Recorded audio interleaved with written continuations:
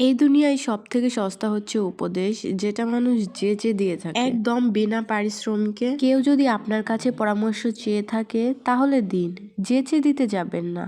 আর উপদেশ তো একদমই নয়। আমি এমন অনেক মানুষ দেখেছি যারা অন্যকে উপদেশ দিয়ে বেড়ায়, অথচ নিজেরাই কখনো সেই সব মানে না। এই যেমন আমাকেও অনেক মানুষ অনেক উপদেশ দেয়।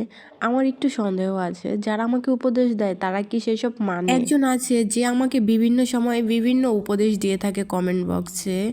গতকাল তার একটা ভিডিও আমার সামনে এসেছে, আমি ভিডিওটা প্লে করে দেখেছি। দেখার পরে একটা লাইক করব, কমেন্ট করব, সেটা রুচি হারিয়ে ফেলেছি। অথচ আমাকে উপদেশ দেওয়ার সময় নিজেকে ওস্তাদ ভাবতে থাকে। এই উস্তাদিটা যদি নিজের উপরে কাজে লাগাই তো কতই না ভালো হতো। আমরা আসলে এরকমই, অন্যের ভুল ধরার সময় মুখিয়ে থাকি, অথচ নিজের ভুল দেখতেই পাই না। এই উস্তাদের বিষয়ে কথা বলতে বলতে আমার ভিডিও প্রায় শেষ হয়ে আসছে। সবাই ভালো থাকবেন আর আমার বেবিটার জন্য দোয়া